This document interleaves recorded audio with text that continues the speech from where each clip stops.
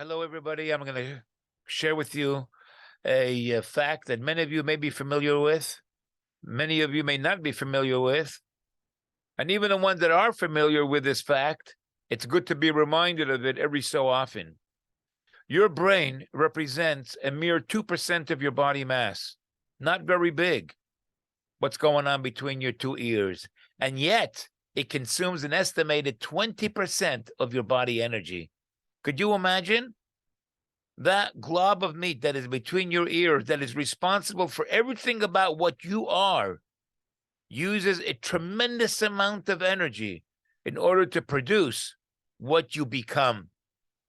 My name is Rabbi Shlomo Azagui. I'm a rabbi here in South Florida, and I've authored a whole bunch of books, one on Maimonides that encompasses the entire magnum opus of the Rambam Maimonides, all 14 volumes of Mishnah Torah. The name of the book is Maimonides' Advice for the 21st Century. I've also authored a book on spirituality, over 300 chapters, over 800 pages on spirituality. Deals with every single facet of spirituality you can imagine. The name of the book is A Spiritual Soul Book. I'm working on a book right now called The Physics of the Mystics. That book, Physics of the Mystic, is going to be on the subject of how science, and in particular quantum physics, it validates, not that we need the validation of science, but it is a reminder that the wisdom that our sages have taught us for thousands of years, and in particular the great rabbis of Hasidus, is finally being recognized and finally being discovered by scientists and by materialists down here in this world. This is actually already the, as they say, Toyameha Chaim Zochu.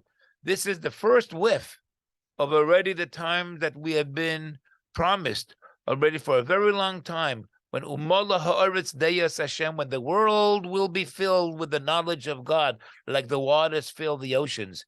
Today, more than ever, even scientists are recognizing this wisdom of Kabbalah and of mysticism, even if many of them don't yet put the two and two together. But that's what I'm doing in this book.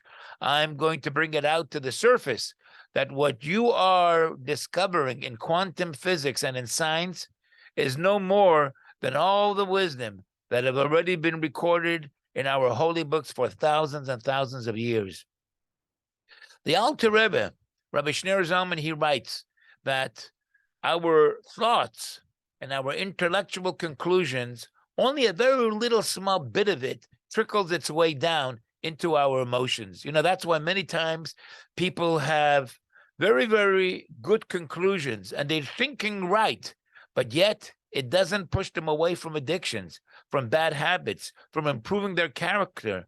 That's why the Alter Rebbe writes less than 10% of what we develop in our mind finally makes its way down into our emotions. And the Alter Rebbe does not write that as a matter of pride.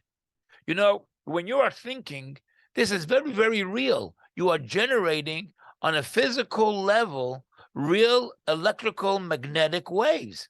There are machines that can pick it up. Your waves that are being generated by the way you think, whether intensely or whether just lying in bed and sleeping, range from a half a hertz up to 100 hertz. In other words, the fluctuation of those waves are incredible, tremendous, and they are able to be picked up by electrodes, by machines.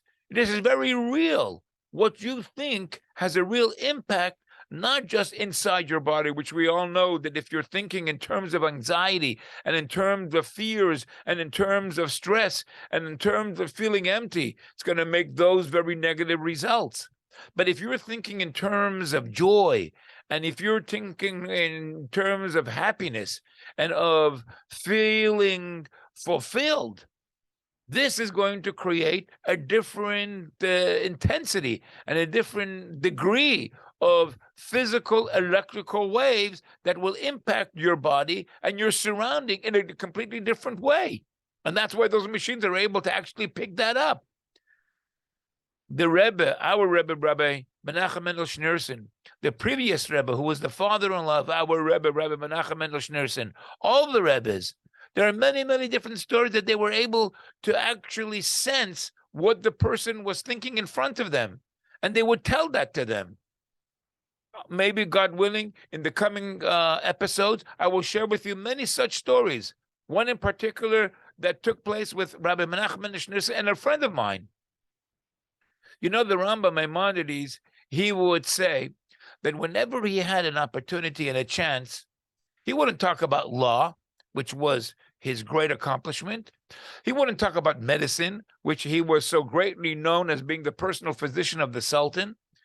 He wrote on astrology, and he wrote on so many different things, on logic. He wrote on physiology and psychology, on many different subjects the Rambam Maimonides wrote. But you know what the Rambam Maimonides said? At every single moment that he has spare and an opportunity, he uses it to teach other people about the fundamentals of faith, because it is the most important foundation. It is the most important pillar that holds up everything about a person's life. The kind of thoughts, the kind of faith and strength you have internally, the Rambam says and recognizes as being the most important element that we should spend our time feeding ourselves and sharing with others. Of course, that's based on the verses in the Torah. The great prophet already said, "V'tzadik be'emunasa yichya," that you know where you find life? You find life in your faith. That's where you find life. And in order to be able to have faith, you have to be able to urei emunah. King David says you have to nourish and you have to feed that faith. What that means is that it's not going to come by itself. You got to take the food and put it in your mouth in order for the energy flow through your blood and give your brain that strength. Same thing is also spiritually. In order to be able to get that strength, you need to be able to go to somebody or to a book, which, as our Pirkei Avot, the ethics of our fathers tell us, the best way to learn is with another person, to have a mentor, a rabbi, somebody that is giving you a practical, down-to-earth kind of interaction. And that is the way that you receive the best kind of wisdom, the best kind of knowledge, so that you can feed your brain with the proper perspective, with a positive perspective, with looking at the world in a way that will deepen your strength and your faith in God. This doesn't come by itself. And therefore, this is what we're going to be doing, God willing, in the next many, many different episodes. We are going to recognize that the way God created a person is with his head on top of his body. You know why your head is on top of your body? And in your head itself, your brain is on top of your eyes and your ears and your nose and your mouth, because the brain is above everything else. It is the one that will determine what you look at, what you hear, what you allow yourselves to smell and to talk and to move your hands and feet. And everything about your life all starts with the way you think. As a matter of fact, your entire identity, your entire sense of self, it comes down to what you have in your brain. It's not about the car you drive, and it's not about the house you're living in, and it's not even about all the different experiences that you experience, because all of that boils down to the way you understand, the way you frame, the kind of perspective and interpretation and attachment that you give to your experiences and the way you understand it in your head. So that's what we're going to be doing, God willing, in the next couple of episodes. We are going to be talking about the tools and the wisdom that are necessary to have the proper perspective, to put on the right filter, to be able to receive the light, to make sure the filter isn't so thick that only darkness comes through. We are going to recognize that what we think is very real on a physical level, it's going to cause stress, it's going to cause fear, it's going to cause anxiety, or the way you think can be the reason why you are happy and you are joyous all the time. We are going to recognize the very real stories that we hear many different times of the great Rebbes, the great tzaddikim, who are able to know and to sense what the person was thinking in front of them. Because this is the point, friends, ladies and gentlemen. the way you think is totally in your control. This is a very big principle that Chassidus teaches us. The way you think is totally in your control. You have mastery over the way you think. Now, you may not think so. You may think that, thoughts just come into my mind, and what am I supposed to do about it? Well, that's exactly what we're going to talk about. We are going to first identify what are the strengths and the weaknesses that a person has. We are going to identify the forces that are out there that are trying to overwhelm and trying to fill the vacuum sometimes of your mind when you are not intentionally thinking the proper thoughts that can bring the right kind of results. So we are going to have to break this down into many different aspects and facets and dimensions. And then we are going to take each piece for its own value.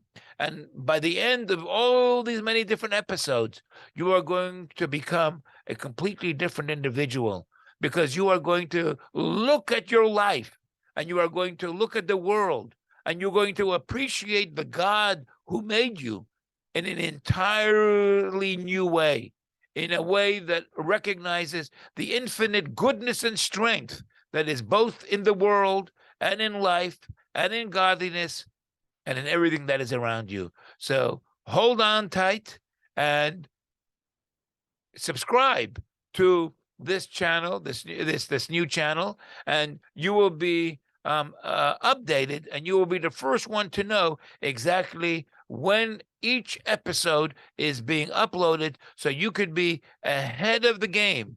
You could be riding the wave at its highest crest and be able to have the best vantage point on what's going on in your life.